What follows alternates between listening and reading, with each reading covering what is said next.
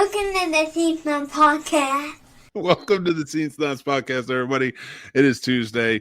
I hope you are all doing really well. It's Tuesday for you. It's only the second day into the year, so hopefully by the time you're hearing this episode, we're all alive and well and not burning up. The aliens. Oh my God, the drones may move to our sections. Whatever's gonna happen. That'd be kind of cool.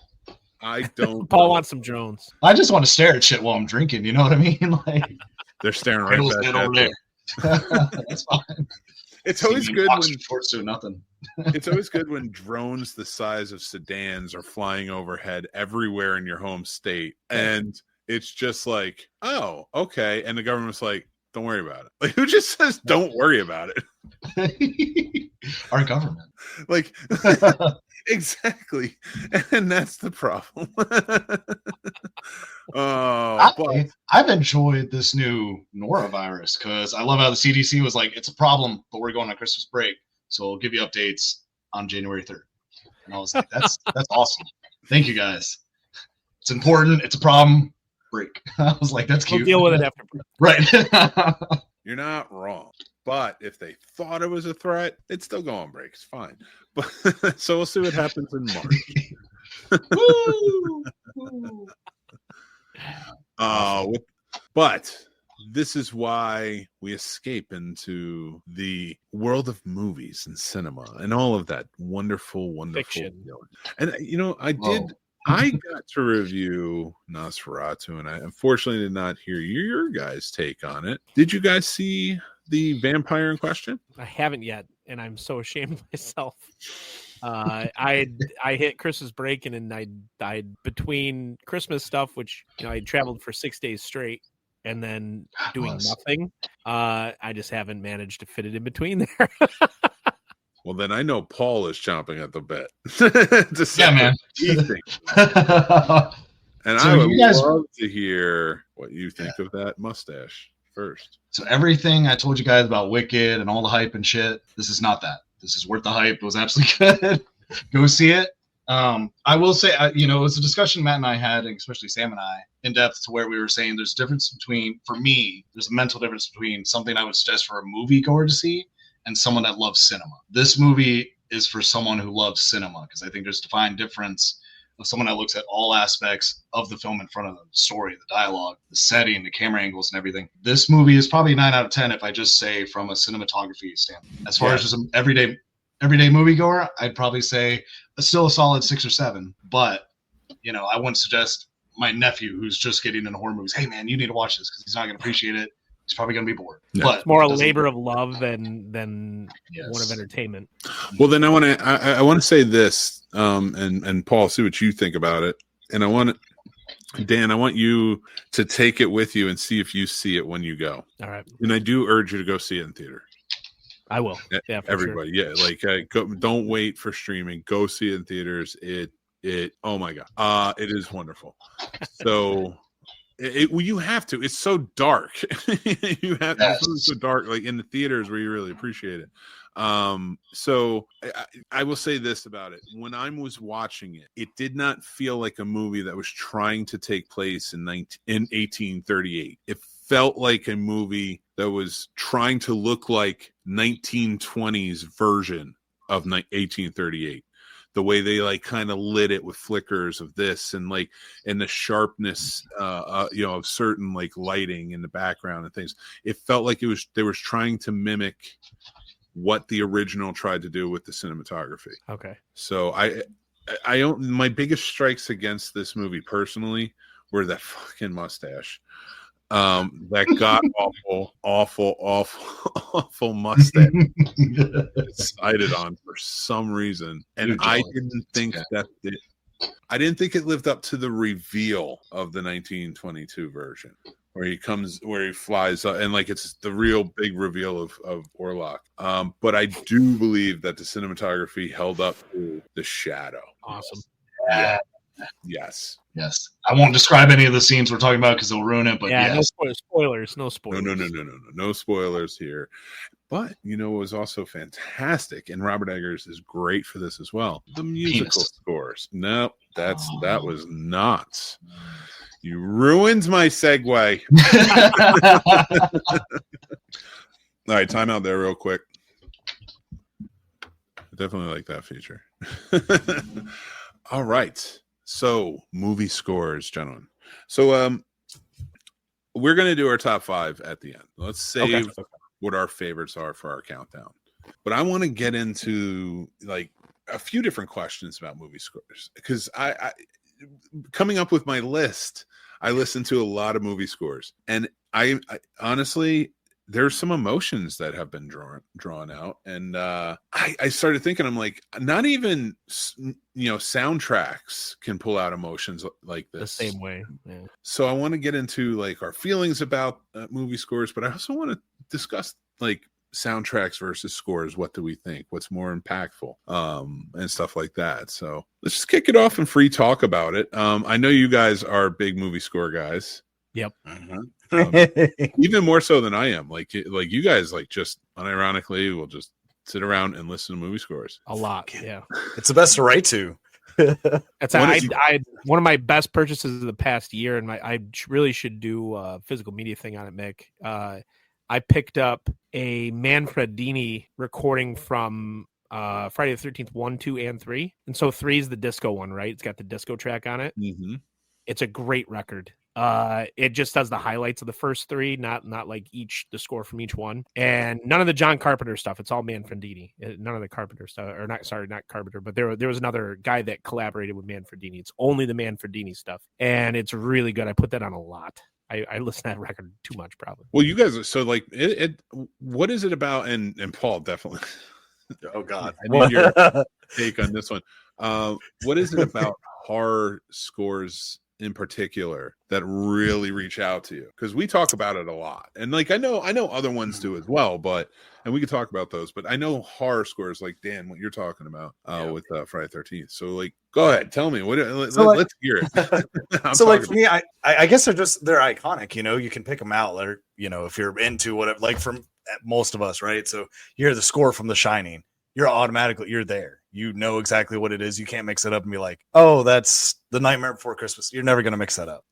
For me, it kind of puts me there, I guess, if that makes sense. Like maybe last time I watched it or the first time, or just thinking of that scene, or sometimes it just plays to the emotions, just like I guess symphonies do for a lot of people as well, where it gives you emotion. You can't quite describe it. It's just you get lost in the music, and it just manages to pull out that side of you. So like we'll just say for Shining, for instance, like for me that pulls out like eerie feelings, like kind of paranoid feelings. So if I'm listening at soundtrack, a lot of times all of a sudden I notice I'm like pulling myself away from everybody. Like if I was writing in the kitchen, all of a sudden I'm moving upstairs, and now I'm sitting in the dark just with the laptop, just typing away, keeping to myself. I don't know, just the scores just hit me different.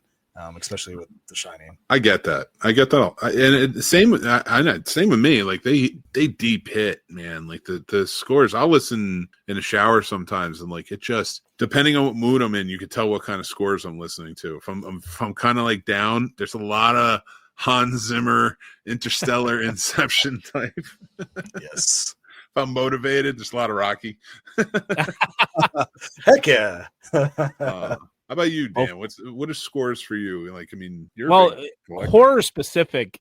One of the things that I really like, there's a story from speaking of Friday or Nightmare on Elm Street. Heather Langenkamp's boyfriend at the time did the piano theme, and he goes off key after the third note. It's like dude, and he goes pong. It's like this off key note, and that kind of like thought process that goes into how they craft the music, that emotion that you guys are talking about that they listed out of it, it's very, very carefully crafted all the time. I'm not saying that's specific to horror, but how they go about doing it in horror is essential. I did a thing for my students one time where I took clown music and I put it over the top of a really, really intense scene in the Texas Chainsaw Massacre remake, and it completely changes the scene. I just overlaid new music on top of it, and suddenly it was like she was an idiot and how dumb you are. Like that kind of like influences, and I'll say this, like in horror, part of it is the music influences the dramatic irony that's taking place on the screen. We are a participant because we are aware of what the music is doing. And so that dramatic irony that's taking place, where that separation between the screen and us, we know what's going on. We know what the music's trying to do. That's huge.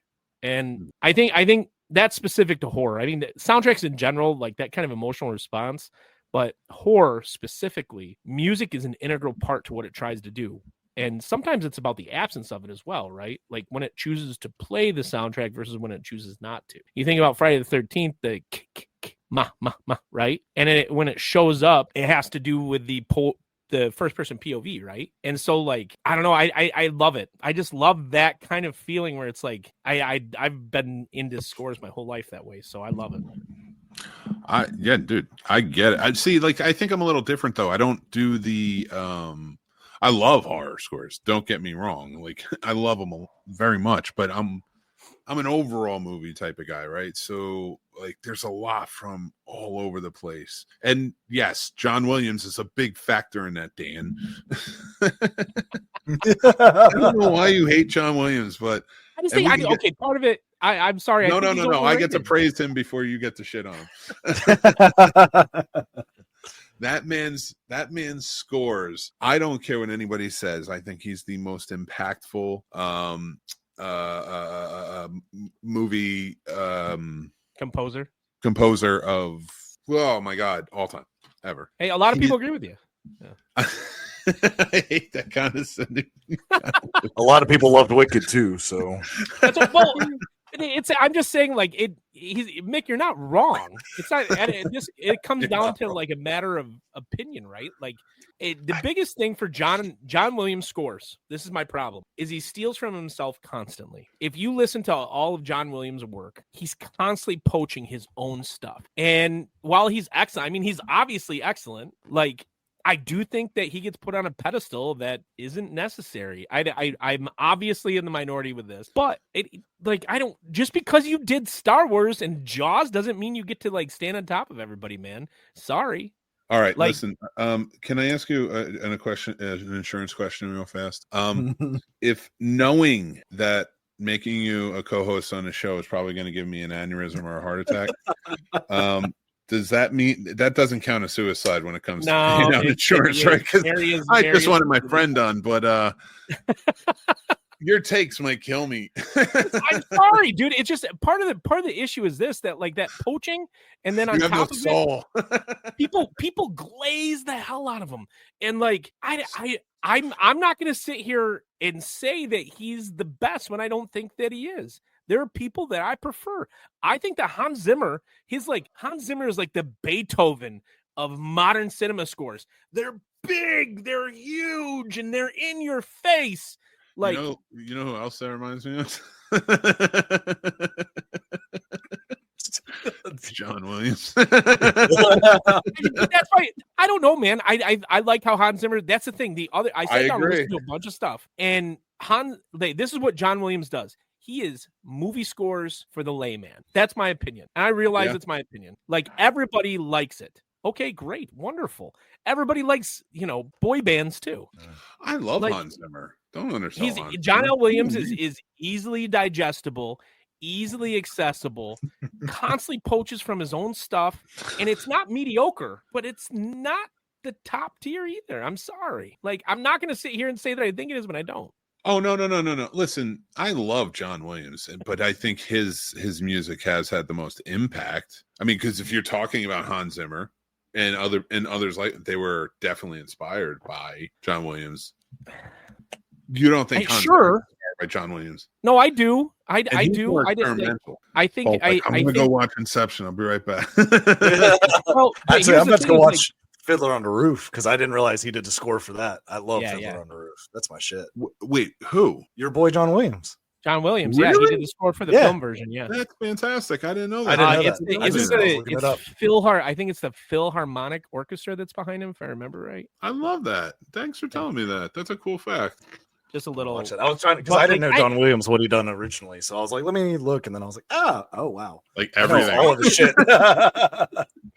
He was like the voice of the 80s. I think, and this is my problem with a lot of stuff. Like, it gets glazed, and people forget that criticism is a key part of what makes stuff great. And I don't think Williams holds. Okay, he did Duel of the Fates. That is absolute trash. That is absolute trash score. like I didn't like it when it came out. Everybody remember it was like the #1 music video for like 2 months, and I was like, "Are you kidding me?" But he did Duel of Schindler's Fate. List. I'm just No, saying that's sure. solid. I don't know what to do. I don't know how to answer you. I'm Harry frozen Potter, Mick. that's good too. I actually think I if- like John Williams. I should have probably put him on my list, but I didn't. I Uh-oh. think Hook. that Hook? I'm I talking messed up. to someone who's speaking a different language, and I don't understand it. And I'm like, I what are you avoided him on saying? purpose. Twin Sons is the only work that he has Oh that my God. that I would put in. It didn't make my top 5. It was outside of my top 5. Twin Sons is the only one that I worship, and it didn't make my top 5. He Okay. just sighs. It's okay. It's okay. Everybody is entitled to their own opinion, and nobody should get upset about that. Nobody should get upset about Not anybody Mick. else's opinion. He didn't All leave right. him alone. Like I fucked up. I'm sorry, Mick. I let you down. Why? Because he should have been on my list. I love Home Alone. Like oops. He did so much. He did. And He's the most accessible. He's the most accessible movie composer by far. How do I you got tired. accessible? Do you think he got tired of Star Wars? Because he did a lot of those Star Wars movies. He did hit them all. Like it. You said accessible. People were searching him out by the time Home Alone was coming out and be like, we need your sound in this movie. We're writing a movie that fits your framework. They wrote movies around him, and he always found a way. And you just said he was one of the most accessible. Yeah, I mean, like anybody can listen to him. Respect on this man's name. He's been No, I'm not going to because he's not in my pantheon. I'm sorry, he doesn't make my top 5. Like I can't wait to talk about top 5 so I can ask you more. Oh, we got Things more. about We got more. I'm not going to dominate the. Right. I'm happy to It's talk. not anti John Williams, but it isn't pro John Williams either. I'll tell you that. Okay, let's move I on. like. There's plenty more people than John Williams. We don't need a John Williams Discord. Yes. Killing me. How about them Giants? You know what I'm saying? Let's talk about football. That's tomorrow. That's tomorrow's stream. I have no idea.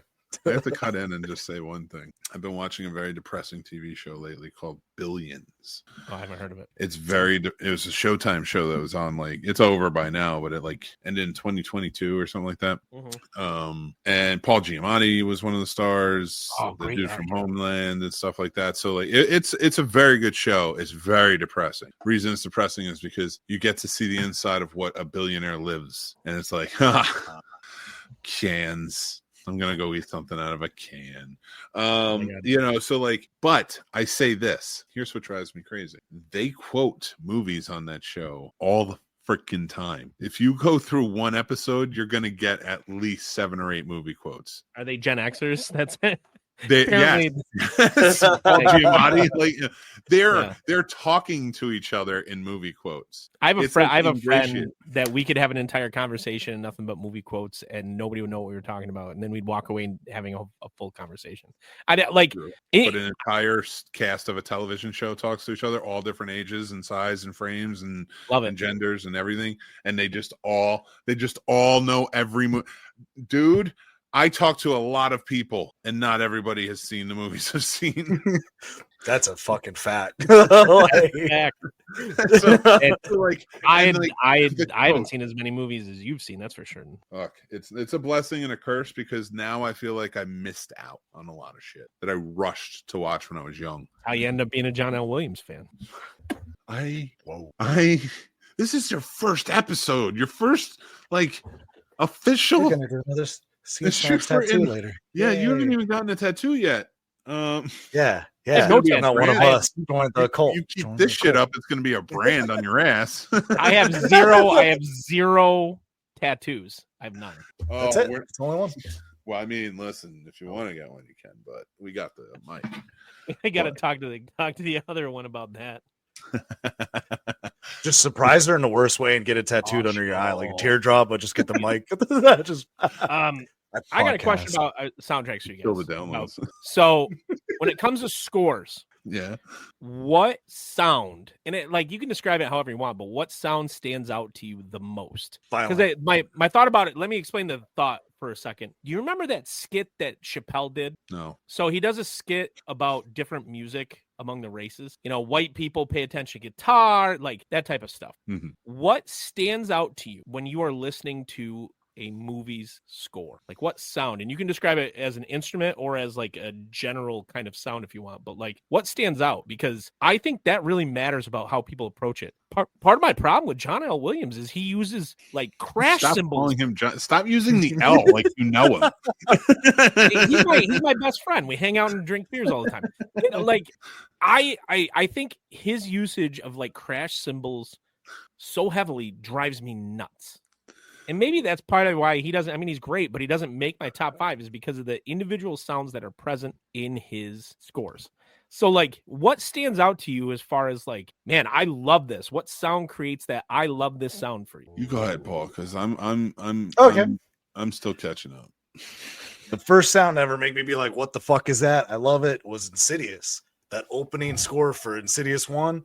So I didn't know what that noise was. Like, Yeah, man. I was like, what is this? Fucking love that. I used to play that when we used to play hide and seek as adults in the house just to scare each other. That soundtrack just sets that atmosphere like that. That should have made my fucking thing for a score. I messed up. I didn't include any horror on mine. Amazingly enough, I didn't. That mine doesn't have. Oh, I got horror. one. I got one horror. That's right. I got one horror. I didn't. You know what it was? I actually, if I have 2 parameters on my list, it's I didn't add horror because I could do a horror list. And actually, I want to do a horror movie score mixtape episode. So you can add yours because you can add more too. And it's a mixtape, so it doesn't have to be your tops. But yeah, I had to. And John Williams and that I went by feeling.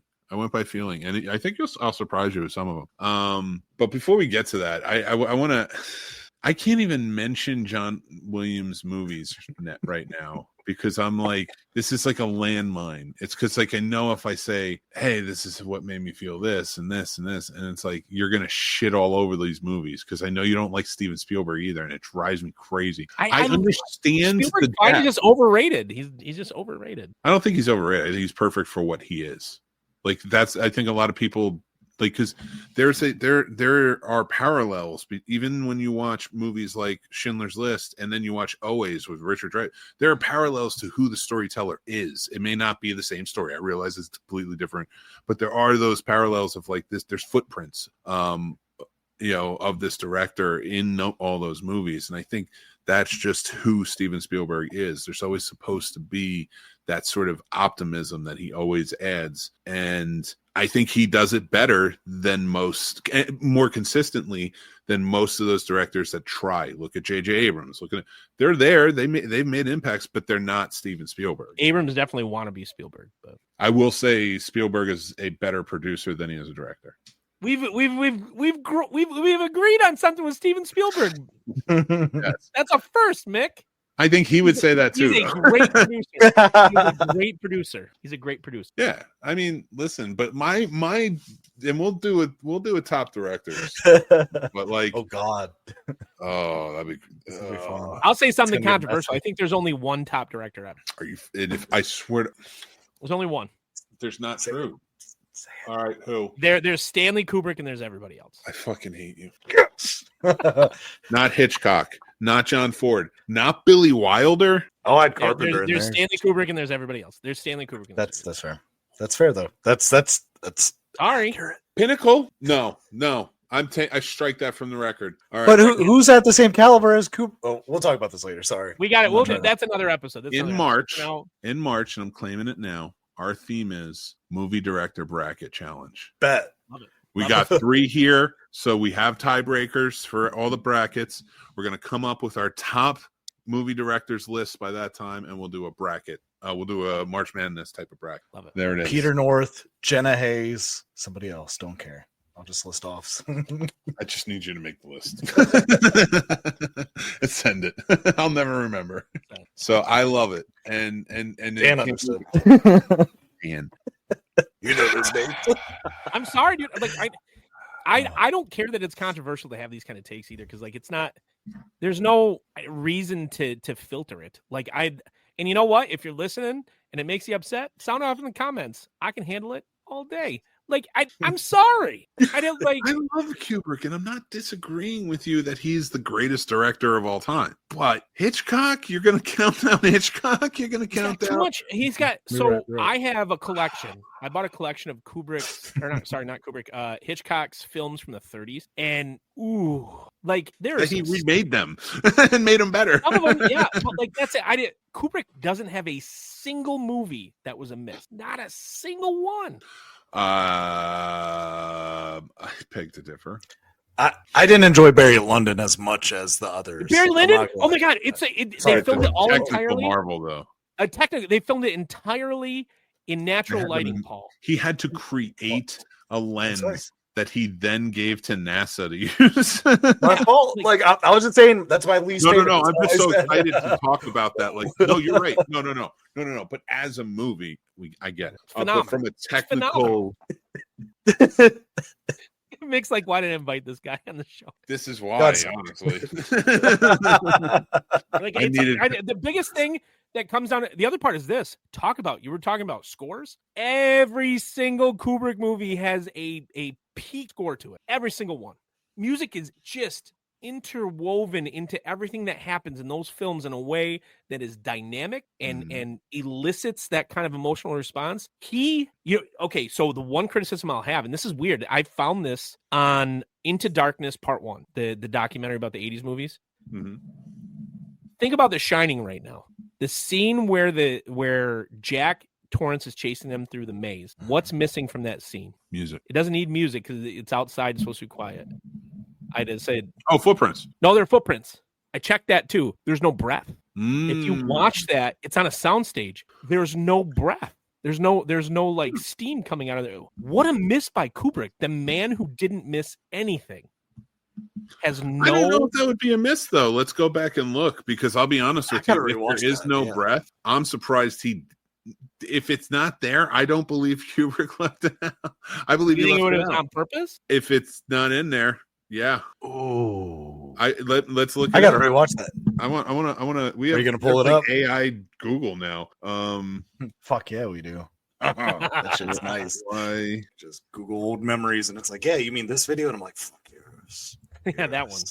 one. But it's like I think that. How about this? Okay, so here's a controversial John Williams question. Since we're on this with scores, did the movies make John Williams, or did John Williams make the movies? Because I think that's an important question. I think some of the movies were already at a good caliber, but I do think his scores actually made the movies, because I feel like Jaws with different scores wouldn't be at least a quarter as good. I won't say half, but at least a quarter. Oh, It what a played a huge shame! He got factor. to work. He got to work with like one of the, according to I Meg, didn't greatest even directors think of all about time. Like, Why are you being a dick?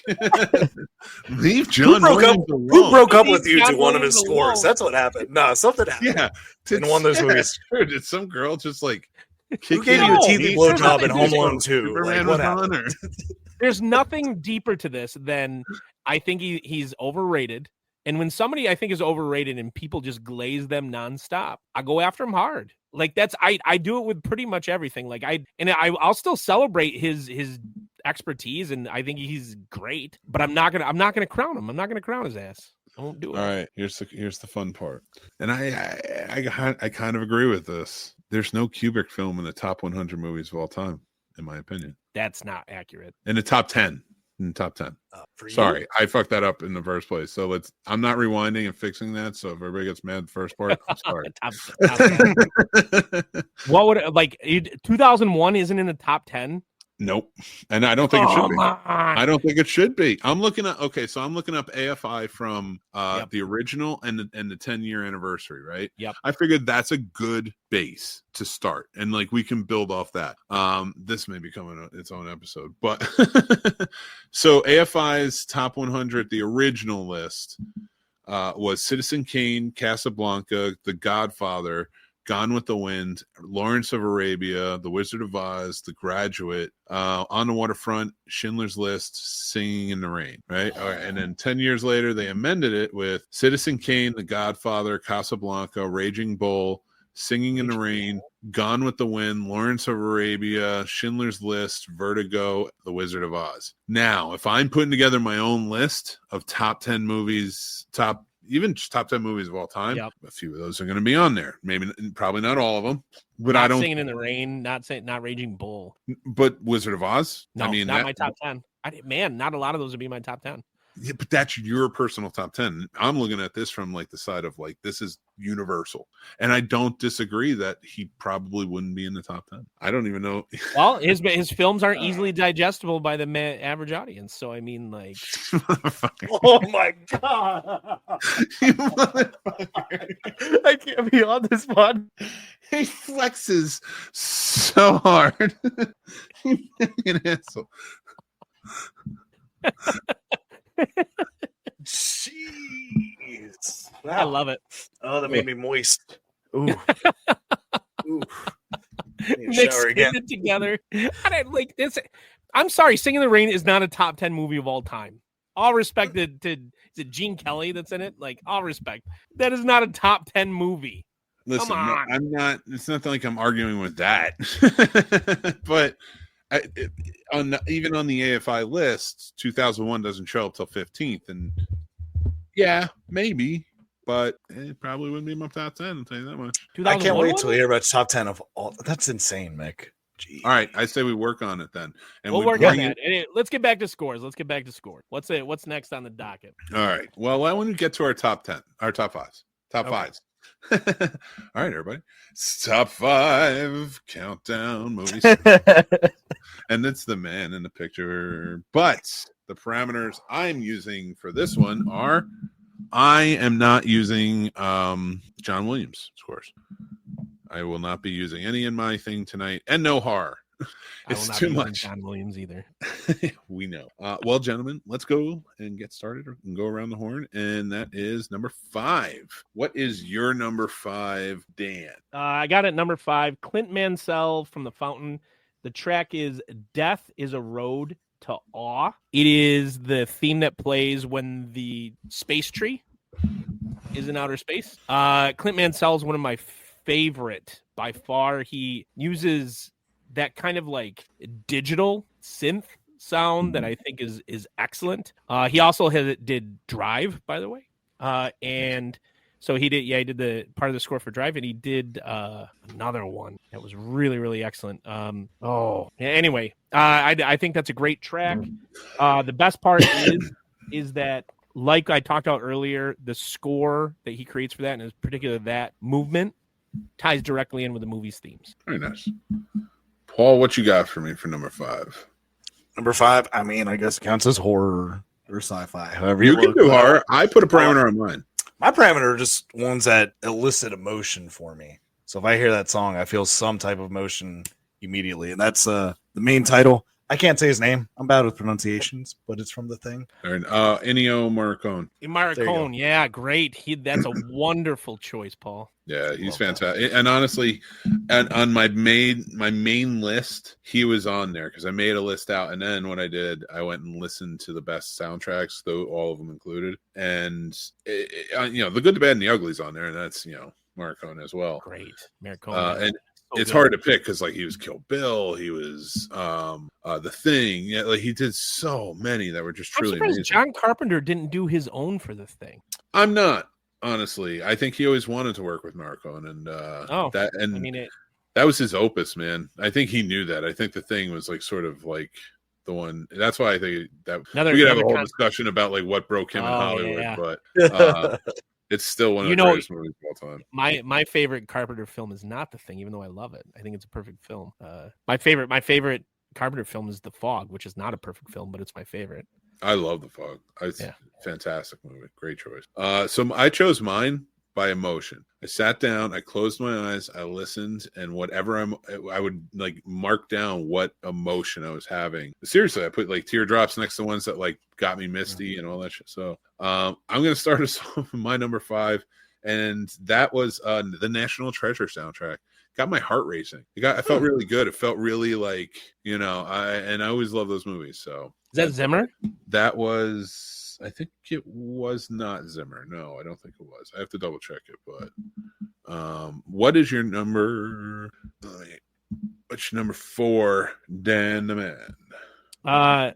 Speaking of the fog, Carpenter's main theme that plays in the opening and the end, I think that it's so atmospheric and it's simple. I mean, like a lot of Carpenter's movement, it's super simple, but yet again, you see that kind of use. I guess I'm kind of like low-key neo-noir with that like digital sound a lot in scores. I really like it. And his is simplified, but it creates this kind of like haunting synth melody that takes place in the film.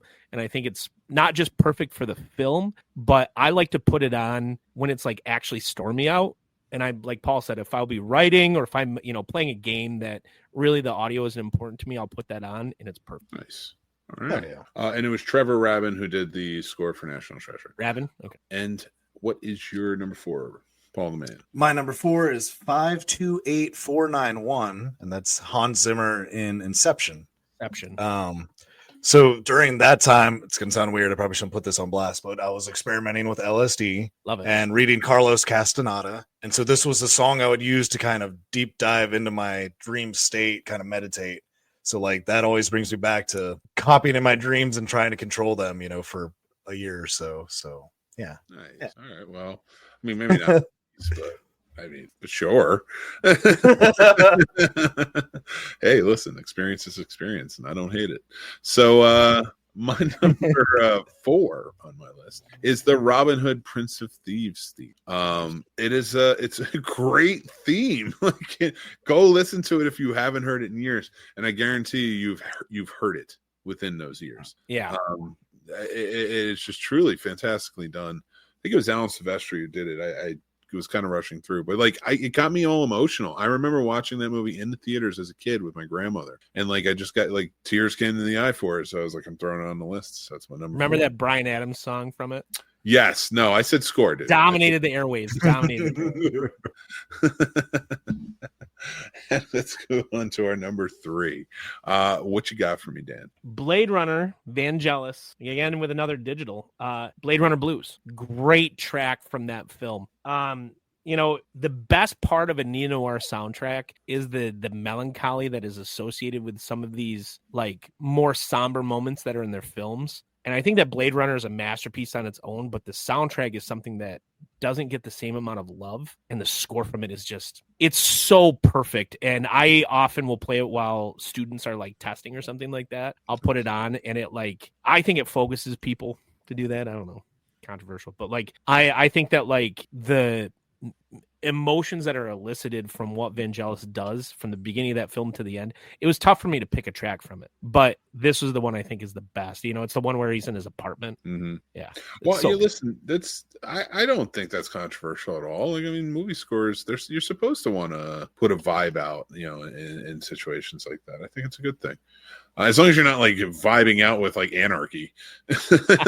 Paul, calm down. What's your number 3? I need another number 3 now. No, my number 3 is The Ice Dance by Danny Elfman. This was an interesting choice, man. Why? Please tell me why. Because I didn't. I love it. So Christmas is always a hard time for me. So this kind of, in a healthy way, kind of triggers my negative thoughts about Christmas time, but in a happy way. So it helps me just get out the tears without, I guess, being hateful on myself or getting too depressed. So it just helps me elicit that healthy emotion of getting negative thoughts out about Christmas, but in a happy way, if that makes sense. Yeah. Okay.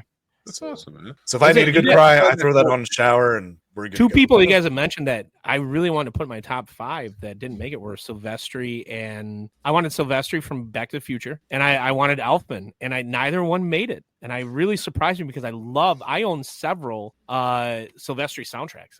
I own the soundtrack, and I couldn't fit them in.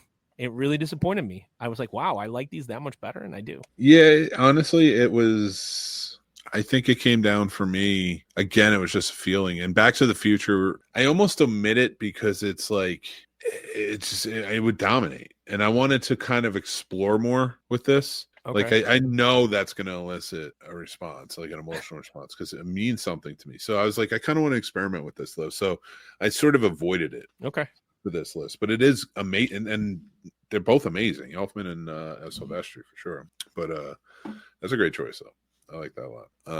All right, both good, really good choices. I feel a little inferior with my next. Get out of here. It's a Scarface theme from Giorgio Mordor. Heck yeah. Yeah. Yeah, and I don't even like that movie. I like Really? it's fine. I don't hate it. I don't think it's a terrible movie. It's like Fight Club. It's kind of like, I think it's overrated. It's like, all right, everybody just really It's loves it. Got to be De Palma's best film, though. Come on. It is not De Palma's best film by far, and he learned so much more after that movie. Give the man some credit. But I will say this, and to your blasphemous ways, it's a cool movie, but I think that Spencer's Gifts, if anything, had the biggest reason for most millennials loving that movie is because they sold the goddamn posters and T-shirts. Oh yeah, and it made everybody look like a badass. Every college dorm had it when I went to college. I know that. I know. That's a great pick though. Like, and that comes from that 80s like Miami synth scene too. Like, Yep. I love it. It reminded me of watching it with my brother, and neither of us being in store for the chainsaw scene. We were far too young to watch it. So when it hit, it took me right back to that. Okay. And it was just kind of like, all right, that was very cool. So did not cry, but just had a good emotional response. But all right, what is? let me change the stupid thing. I cried for all the songs on my list. I ain't even gonna lie to you guys. What's number Looking at my list. 2 on your list? Dan? Number 2, I'm hitting back in Hans Zimmer. I know Paul already brought up Inception, but that wasn't the one I picked. I picked the Time signature that plays at different time signatures depending on what level the dream's at. I think that it's brilliantly used in the movie to represent like actual events taking place in it. This was a toss-up though, because like I almost went with his Joker theme from The Dark Knight. Do you know that light bulb? It's the light bulb sound they have in that whine that happens at the beginning of the movie. Mm-hmm. Think about that sound probably once a week. Nice. Like, it was so impactful for me in the theater because it set me off edge the second that movie started. You know, they're on the roof. It just dives you into that movie. They're on the rooftop and that light bulb sound happens. However, rather than like setting me on edge, the time track from Inception pulled me deeper into the film to the point where I was trying to figure out, I was like, wait, is that the same noise that they were just making in the previous instance of the dream? And then come to find out much later, obviously it was. And like, I think it's one of the most brilliant tracks that have ever been created. Nice. You ain't wrong. What you got for me for number 2, Paul? Well, we decided to switch spots. So this one is Death is the Road to Awe by Clinton Mansell from The Fountain. Yes. Nice. Great track, right? Great fucking great movie, man. Great track. Yeah, everything. Oh my god. Underrated. Not enough people have seen that. Let me ask you guys, you guys really like with that movie. Yeah, my God, don't do it. I think, Paul, you and I have talked about this next one, but what do you prefer more, The Fountain or The Fall? I prefer The Fall. Ooh, see, if I'm trying to make myself cry, it's going to be The Fountain. That's fair. But if I want kind of a happy cry, I guess more of The Fall, but I'd say The Fountain. I've definitely watched The Fountain. Put your hands together, double feature. Yeah. Oh my God. Cry happy, cry sad. That'd be great. God. So that's a good one. That's a good one. You guys, some good deep choices. My next one made me tear up again, and that was the Amelie score. I've never seen that movie. Oh my God. Watch that movie. It is beautiful. I dated a girl in college. I wouldn't shut up about it, and so I instantly was like, "Oh, I'm never watching it." I hate you.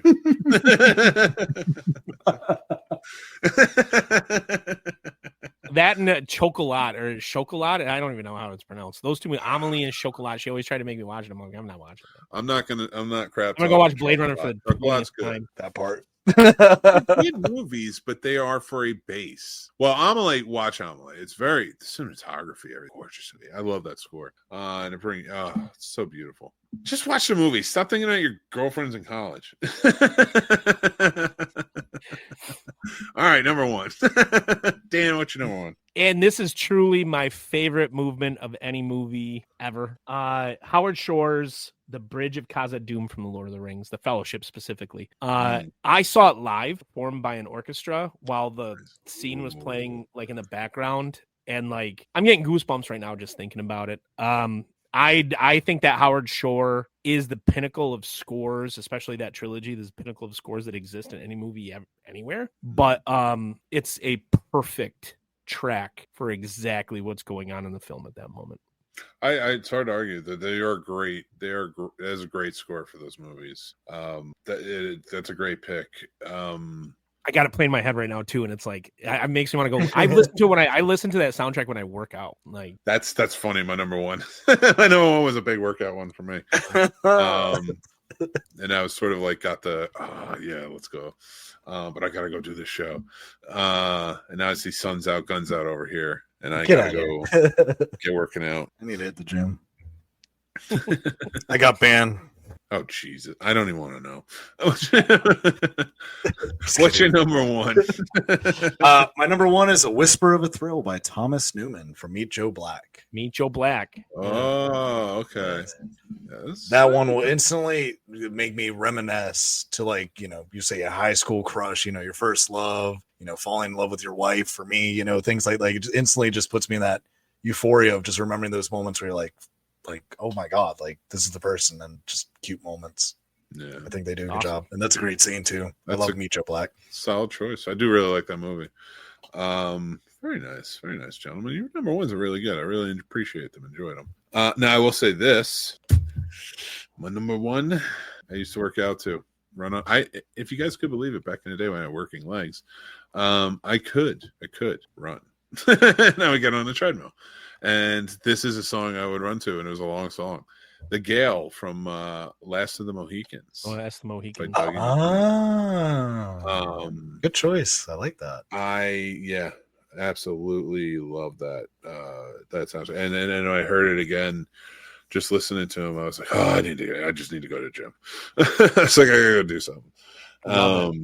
It is. It's something that really motivates you. Now, listen, are these my absolute top favorites? No, of course not. I mean, favorite's different than best, though. Like, well, I don't think this is best. No, the best were best of 2024. These are just our ones we love, and I put parameters on mine, but there's some solid ones. But like, I went with just my feel on this one. I had a great time. I love doing those. I love like listening to them or watching the movies again or the scene. Really gets you like motivated. That's why I like these top fives. They kind of keep me honest and keep me looking back at some fun things. And I appreciate you guys' lists this evening. So appreciate you, Mick. That's a good list. Thank you. I just want to go watch Last Mohicans. I feel like here's a controversial question: is that Daniel Day-Lewis's best film? Yes, it's the role I like him in. Well, yeah, it's the role I like him in the most. I do like In the Name of the Father. He was great in that, and My Left Foot. He did one for, right? And like, he's done a lot of great roles, but his early ones are some of my favorites. What do you think? What you got? Gangs of New York. Like, no, it's like There Will Be Blood. I'm not gonna lie. I love that movie, Paul. I love that movie. Him and Paul Dano. They were great together. I love that movie so much, but he became, so as a student of history, I spent an entire semester actually delving into that time period, the antebellum, you know, like he became Butcher Bill. Like I did a whole thing on Butcher Bill. It was a whole 3-week research project. He became Butcher Bill. And like the part where he taps his knife on the fake eye and he's like, he gave me this. And he's like, I was like, there are a lot of things about that film that are whack because it combines 3 different historical time periods in the film. Mm-hmm. But his job in that film, it's hard to equal. Plus, you have the 2 greatest actors that I've ever watched in the same film. Leo and Butcher Bill, man. Like Daniel Day-Lewis and Leo, I think, are the 2 greatest actors that have ever lived. And like, it's just they play off each other so well in the movie that like it's really hard to equal, in my opinion. Very fair. I'm just kidding. I mean, they're good. That's your bonus. That's your bonus on this episode of Top 5 Countdown movie scores we did. So if you're watching this as a clip later, thank you. Go check out the whole episode. We talked a lot more about movie scores. But before we move on, thank you for watching the clip if you are, but we're going to get to Mick's movie pick. All right. This week's Mick movie, well, it'll be out on Monday. As you guys may know, I made January Film Noir month. Yeah. I love Kansas City Confidential. You can find it Monday. Our classic film review will be up of it. Has some information about the movie, and you get to watch the trailer and more. So go check it out and find out some facts about it. Yeah. So that'll be out Monday. But this is one of the ones that I told a story about it in my review, but I found this by accident. You remember those old you could buy the DVDs in like the Walgreens or CVS or something, and they would have like 20-25 movies for the price of like $3 or $4. That was one of these we found, and we were looking for another film noir movie in this film noir box set, and this was one. We just went on a spree and we were watching them, and Kansas City Confidential is a really good one. Paul, I don't know how into film noir you are. Are you a film noir guy? A little bit, yeah. I wouldn't say I'm well versed, but I do enjoy them. You don't need to start with the Maltese Falcon. Okay. I'd almost argue. Well, first of all, that's not the best. No. You haven't watched enough film noir. It's okay. It's okay. You could tell everybody in podcast land. Okay. What do you think is better? I would hard argue that either Double Indemnity or The Third Man are the best film noirs. Those are great films. That's it. But like the Maltese Falcon is legendary. Legendary. I think he just latches on to something and was like, I know I'll get him with this one. It's a great movie. It's not even his best film noir movie. Bogart's best film noir movie. The Big Sleep. Better? The Big Sleep. The Big Sleep is not better than the Maltese Falcon. As somebody that loves both of those books, by the way, love both of those books. You can't base it on the better books. Book. It's the better film. Like Sunset Boulevard is a better film noir. Damn, I know that movie. Listen, I love it. I think the Maltese Falcon's great. I do. I watch it. I did a full review on it, but I can't get behind that. It's the best film noir of all time. Like when, The Third Man. Come on, the Third Man is not better than Maltese Falcon. Okay, I mean you're allowed to be wrong. It's okay. But everybody should check out Kansas City Confidential. I've seen a lot of film noir. Sorry, I just looked up You're good. movies that count. There's a shit ton. Yeah, my fault. No, dude. Especially Blade Runner 2020 or 45. Fuck yeah. Well, that's neo noir, which is like a different movement, but it's a different movement. Come on, Mick. Different movement. I differentiate between neo noir and noir. I do. I differentiate between. Are you telling me you don't? I'm not going to steer it's a subgenre of film noir, which is a subgenre of thriller, which is of suspense. So much is happening because at once it was like suspense and then thriller. So they're just offshoots, and I think that's okay, man. They can all be offshoots and branch. I don't think neo noir is less than film noir. No, it's not. They're equal, but like at the same time, I heavily differentiate them just because often neo noir takes on a science fiction like precept in the first place, right?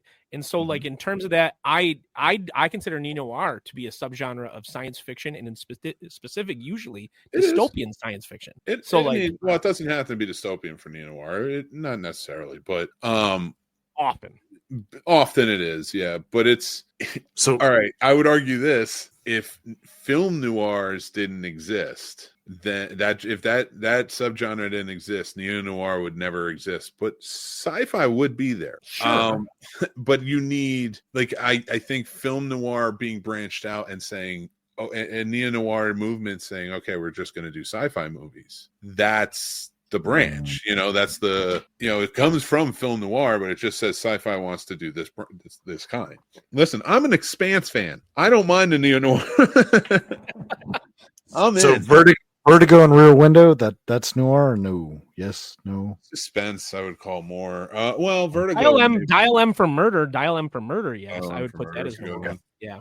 See that's where I go with Hitchcock. Vertigo has elements of noir in it because they have some of those. They have some of those shadow shots, especially when they are inside the offices. Mm-hmm. But I would say no. To me, noir I would say has North to have by Northwest is more. Okay. Yeah. Gotcha. You have the femme fatale. Sort of a character, but that's the thing when it comes to Hitchcock. You don't have a femme fatale. You have the femme unsure. He was so good at that in the suspense and who can you trust in this and who and that's why he Rear Window. his own offshoot You know, like, and this is an argument I make about directors, and like we were talking about with Steven Spielberg, is nobody did it like Hitchcock, nobody does it like Spielberg, nobody does it like Scorsese. They have the prints. Nobody does it like Kubrick. You're 1,000% right, but we already put him at the top. Calm down. We already put him up there. They would put him up there too, but that's the thing. They wouldn't be great outside of who they are. They have to make the things they make the way they do for it to be their genius. Tarantino, and like those. We severely lack in that these days. We're hopefully growing it back. We got Villeneuve and Eggers. We got Villeneuve and Eggers. I think it's growing. Yeah. Ari Aster, you know, there's some more. I don't love Ari Aster's movies, but he has a definitive look. He sticks to his style, and he has an imprint. Wes Anderson, another one. You know, so like they're there. And when we talk directors, it's going to be a really good bracket. Oh, let's go. Let's go. It's going to be so much shit talking. It's going to be a problem. None of us are going to agree. Oh, I love it, man. Because like, consider this, Paul. Like, well, who is the better director? John Carpenter or Wes Craven? We'll find like think about now in March. Sorry. Save it though, but like that's the kind of controversy that can come into it. Like I've had these debates with my friends for years now, and Mick, you have too. I know that. Like it's Paul.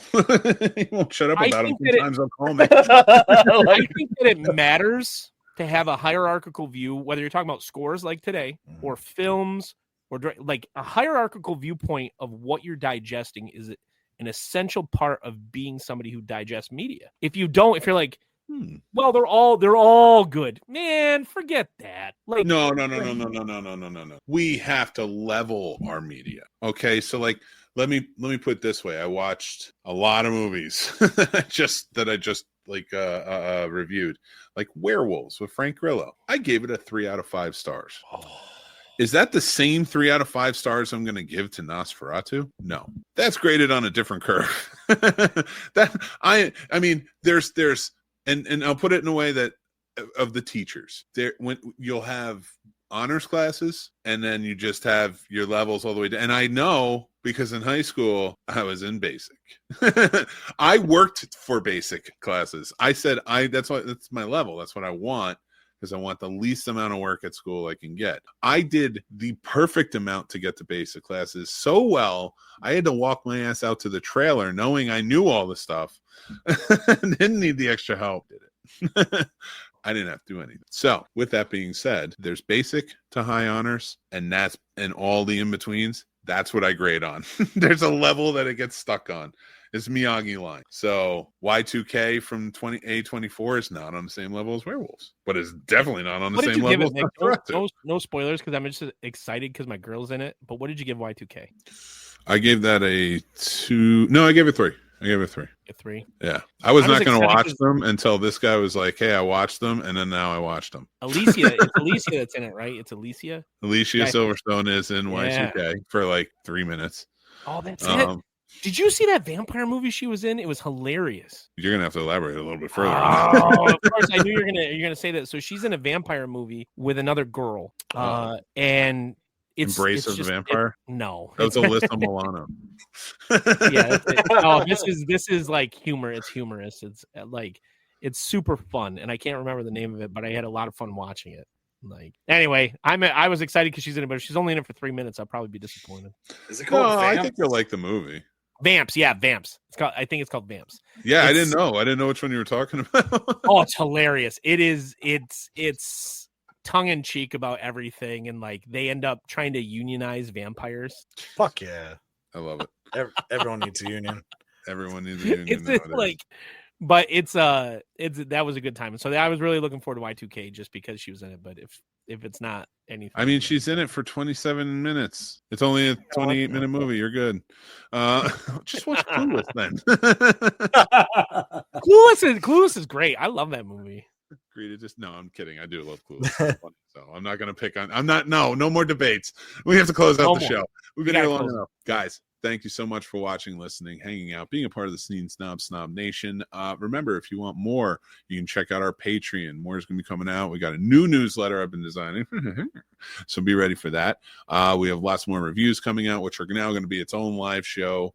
You can check it out there. You can check out the clips over on YouTube anytime. Make sure you subscribe, follow, comment, do the whole nine. I want to thank my co-hosts on here, producer Paul and Smash. You can go check out Smash's new show, Arcade After Dark. Comes out every so often. Right now he's playing Chrono Trigger.